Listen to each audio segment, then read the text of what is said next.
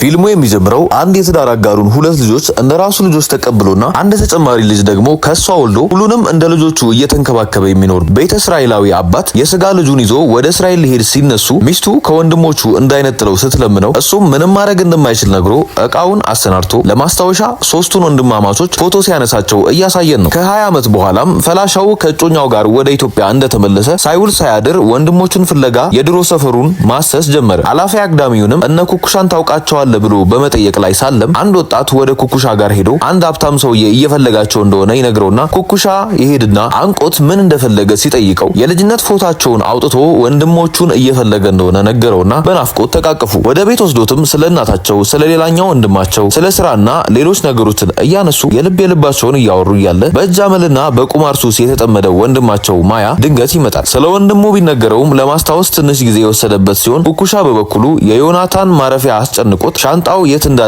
ሲጠይቀው ሆቴል እጮኛው ጋር እንዳለና ወስዶ እንደሚያስተዋውቃቸው ነገረው። ሆቴል ሲሄዱም እጮኛው ሱዛና እነ ኩኩሻ ወንድሞቹ እንደሆነ ማመን ከብዷት በተደጋጋሚ ስትጠይቀው ነበር። ከቆይታ በኋላ ግን እነሱ እንኳን እስኪታዘቧት ለረጅም ሰዓት እንዴት እንደተገናኙ ስታብራራላቸው ከቆየችና ልክ እንደጨረሰች ሆዷ መጮ ጀመረ። በዚህም ተደናግጠው ወደ ሆስፒታል ቢወስዷትም ለምርመራ የሚሆን ደም አልሰጥም በማለቷ ዶክተሮቹ ሊረዷት አልቻሉም ነበር። ዮናታንም በአቅሙ ሊያሳምናት ሲሞክር ጭራሽ እስራኤል ተመልሼ ይታከማለሁ ብላ ሆስፒታሉ ወጣች። እነ ኩኩሻም ወንድማቸውን ከነሻንጣው ይዘው ወደ ቤት ሄዱ። ደስታቸውን ለማክበርም ናይት ክለብ ቢሄዱ ደስታቸው እጥፍ ድርብ እንደሚሆን አሳመኑትና ይዘውት ሄዱ። ዝም ማለት የሚጨንቀው የሚመስለው ኩኩሻ የሚያልፉ የሚያገርሙ ሴቶችን ሁሉ ዲያስፖራ እንደሆነ እየተናገረ ሴቶቹ እረፍት ስለነሱት ፋታ ለማግኘት ሽንት ቤት ሲሄድ የወንዶች ዝግ ስለሆነበት በድፍረት የሴቶች ሽንት ቤት እንደገባ አንድ ልጅ ሶፍት እንዲያቀብላት ጠየቀችው። ጥያቄዋን በዚያ አላበቃም። እያለቀሰች ብሶቷን ስታወራበት ሹክክ ብሎ ሊወጣ ሲል ይገጣጠማሉ።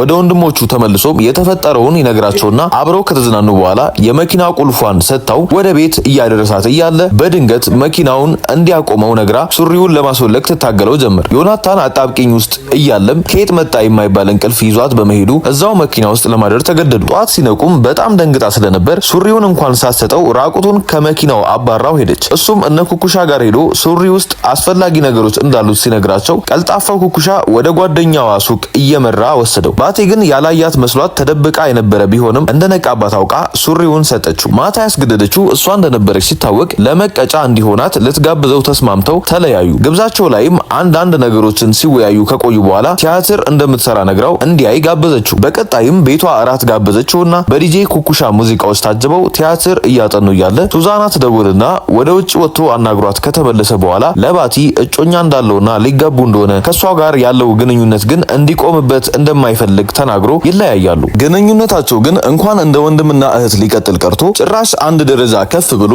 ባልጠበቁትና ባላሰቡት ሰዓት አብረው ያድራሉ። ባቲ ይሄ ነገር ሚስጥር ሆኖ እንዲቆይና እህትና ወንድምነታቸው እንዲቀጥል እንደምትፈልግ ብትነግረውም ውስጧ ግን የሚላት ሌላ ነገር ነበር። ኩኩሻና የባቲ ጓደኛም መገናኘታቸውን ቀጥለውበታል። ነገር ግን የወንድሙ ነገር የማይሆንለት ኩኩሻ ማያን እያናደደውም እየሰደበውም ቢሆን እሷ ጋር ይዞት ይሄዳል። የባቲ የድሮ ፍቅረኛም ከየት መጣ ሳይባል ዮናታን ጋር ሄዶ እንዳልተለያዩና ፍቅረኛው እንደሆነች ስለዚህ ከዚህ በኋላ ካጠገቧ መራቅ እንዳለበት ሲያስጠነቅቀው ዮናታን በተራው በጣም እንደሚወዳትና ሊተዋት እንደማይችል ሲያስረዳው ባቲ በድብቅ በመስማቷ በጣም ደስ ስላላት ከዛን ቀን በኋላ ሁለቱ እንደ ፍቅረኛ አብረው መዋል ማደሩንም ተያያዙት። ነገር ግን ይሄ ደስታቸው ረጅም እድሜ አልነበረው። ምክንያቱም ከቤቷ ሱዛና ኢትዮጵያ እንደገባች በአንድ ስልክ ጥሪ አበሰረችውና ባቲን ጥሎ ወደ እሷ ለመሄድ ተገደደ። የባቲን የዋህነትና ሰው አክባሪነት የለመደው ዮናታን የሱዛናን ንቀትና ምሬት ለመልመድ ከብዶት ነበር። በተለይ ደግሞ ለወንድሞቹ ያላት ንቀት ከሁሉም በላይ ሰላም ነስቶታል። ምን ማድረግ እንዳለባቸው መመካከር ፈልጎ ወደ ባቲ ቤት ቢሄድም ያላቸው ብቸኛ አማራጭ መለያየት እንደሆነና እሱም ወደ ትዳሩ እሷም ወደ ህይወቷ መመለሳቸው ግዴታ እንደሆነ ነግራው ተለያዩ። ነገሮች ግን እነሱ እንዳሰቧቸው ቀላል መሆን አልቻሉ። በእያንዳንዷ እርምጃቸው ሁሉ አንዳቸውን እያሰቡ ሲረበሹ ቆዩ። እነ ኩኩሻ ዮናታንን ለማስደሰትና የሰርግ መንፈስ ውስጥ እንዲገባ ለማድረግ ብዙ ቢሞክሩም እሱ ግን አሁንም ባቲን ያስባል። አባቷ ቤት ተጋብዘው በሄዱ ጊዜ ዮናታን ከሱዛን ቁጣና ጭቅጭቅ ውጪ ምንም ያተረፈው ነገር አልነበረም። የሰርጉን ጉዳይም መስመር እንዲያስዝላት ነግራው የሄደች ቢሆንም ከባቲ ጋር ዓለሙን ሲቀጭ የነበረው ዮናታን አንድ ቀን እንኳን ሄዶ የሰርጉን አዳራሽ አለማየቱ እንደ እብድ ሲያስጨዋት ራሱን የሚከላከልበት ምንም አይነት ምክንያት ማቅረብ ስላልቻለ የነበረው አማራጭ ከሷና ከጥያቄዎቿ መሸሽ ነበር። ኩኩሻና ማያ በበኩላቸው በሱዛና አባት ጉራና ሀብት ብዛት እየተማረሩም ቢሆን ቁጭ ብለው ወሬ እያደመቁ ስለነበር ዮናታን ሱዛናን ሽሽት ወደ እነሱ ሲሄድ ጠራቸውና ወንድሞቹን ይዞ መምጣት እንዳልነበረበትና ይሄ እሱ የሷን ቤተሰቦች የሚተዋወቅበት ፕሮግራም እንጂ እሱ ቤተሰቦቹን የሚያመጣበት እንዳልሆነ ስትነግረው በንዴት ወንድሞቹን ልታከብርለት እንደሚገባ ነገራትና ጥሏት ሊሄድ ሲል ከዛ ቤት ከወጣ